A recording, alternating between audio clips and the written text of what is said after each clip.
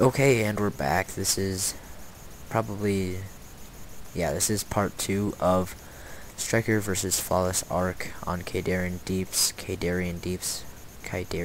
whatever, however you want to say it. And right now, FlawLessArcH, I'm sorry, and xXStrikerXx are sitting outside the base of ChiliFritos and Tony. Putting a scan here to see what all they have. Not even moving their units. They're just like, oh, we don't care. Look at our tanks and immortals. And they're going to wisely back out because they do not do well against armored units. Roaches are armored. And tanks kind of do 50 damage to armored. And immortals kind of do 50 damage to armored. And roaches, they do 16 damage. And yeah, they kind of get annihilated by immortals and tanks.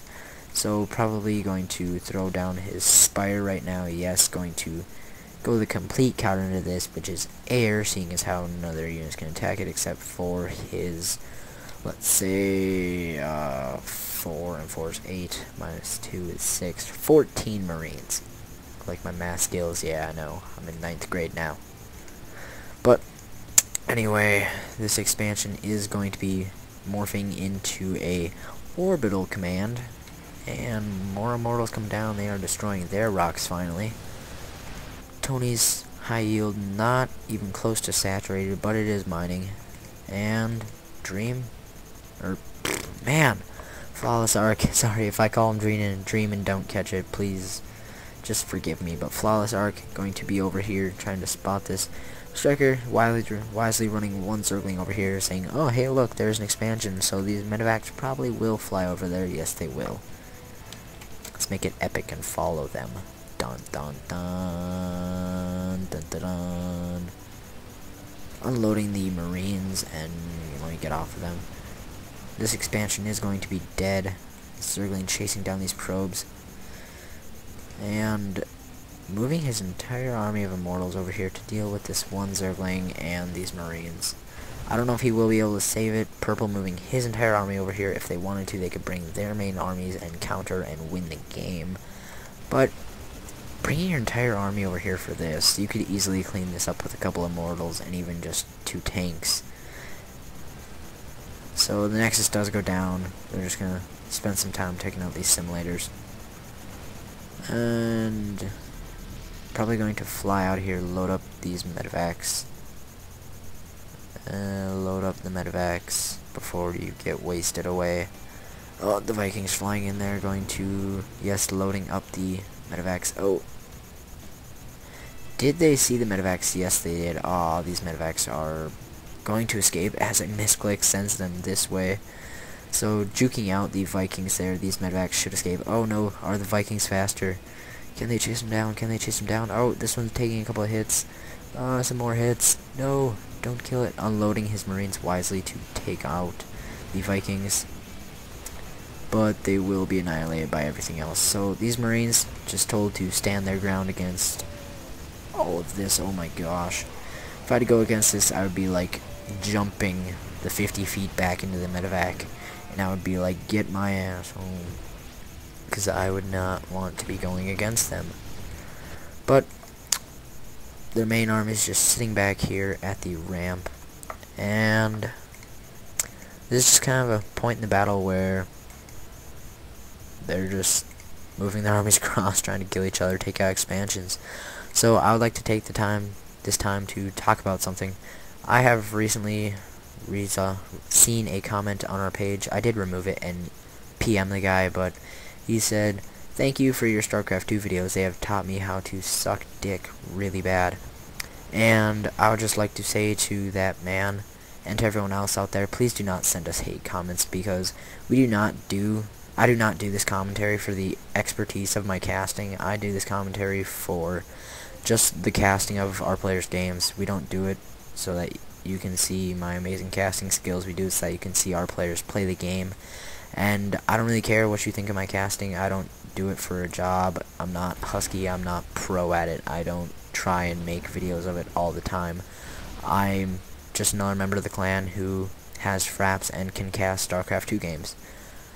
So, I do it because that's my job in the clan. So you guys who think otherwise, you can STFU and GTFO if you don't want to see me cast.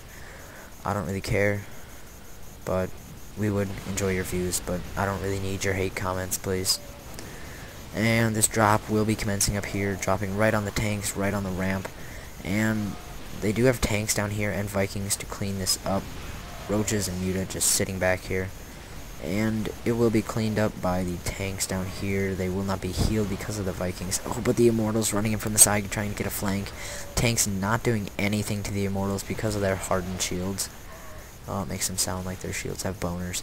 But anyway, their hardened shields taking all of it. Maximum of 10 when the Immortal still has shields. So those tanks doing 10. It takes 10 shots from a tank to take down its Immortal shield. And then 4 on the actual Immortal. So if you have 10 tanks, which FlawLessArcH has 9, you can one-shot an Immortal shields, and then 4 more, and it takes out the Immortal. So in all, you need 14 tanks to one-shot an Immortal, and I think that is just insane. Yeah, tanks do the splash, so Immortals are kind of like the Protoss tanks, so they should get a little bit of a buff since they do not do splash damage. But still, I don't know. Cheap, you decide. These Muta just kind of stacking up, doing whatever. I don't know what all those pings were for, if he wanted to send a drop around there, or if they wanted to just scout expansions or something, I don't know. These Muta gonna be flying up here. Probably doesn't want to reveal them, but going to try to do a little bit of harass. But Tony has wisely transferred all of his probes down to here, all 35 of them. Throwing down some more pylons. Sorry, I haven't been checking out their base. There's Planetary Fortress down here. Oh, no, that's Tony. Sorry. Still not really doing anything different. Just getting Marines off of 3 racks, Marine Marauder off of 3 racks, tanks, and Vikings. Oh, flying the Muta down here. Oh, going to be harassing this probe line, getting right up in their faces. Stalker's being warped in, but I don't know, can the Muta pick up a few more probes? What is the hotkey to show that? Oh, man. This is a pre-patch for that. I don't think this has Control N. Yeah, it doesn't have that. So, sorry guys, but I can't show the fancy manchy things that show up here. But we will go back to units to show you that Striker is still sitting at 23 drones, which is kind of embarrassing at this point in the game when FlawLessArcH has 56 SCVs. He does have his queen right here. He has 42 roaches and 11 Muta and 35 Zerglings. Let's go to army. So their armies, Striker is at 151, FlawLessArcH at 155, Tony at 96, and ChiliFritos at 130. So that is their supplies. Tony is a little bit behind, throwing down some cannons in the mineral line to prevent more of that harass. Going to be killing off this final assimilator over here. And this is just scary. But when you look at it, so is this. With those. And these. And that. Look at all the overlords. Oh, if only we had Corsairs in StarCraft 2. All dead. Yeah, I had friends who rage quit StarCraft for life. He refused to play StarCraft again because of Corsairs. Yeah, it was pretty insane, and I'm like, dude, are you serious? And he's like, yeah, I hate getting all my overlords freaking killed by Corsairs. And I'm like, well, that means you gotta throw up some spore crawlers or whatever. Not spore crawlers, what were they called back then? Spore colonies. I should probably pick these off, seeing as how... Oh, there, he didn't even throw them down in there. This poor gateway just sitting here unpowered. I don't know what was powering it that he did kill. There must have been... Wow, they really did nerf pylons if this isn't in the range of that pylon. But yes, going to be taking out these pylons in the back of this base. If he could take out this pylon and this pylon, every single building over here would be unpowered, and that would be huge.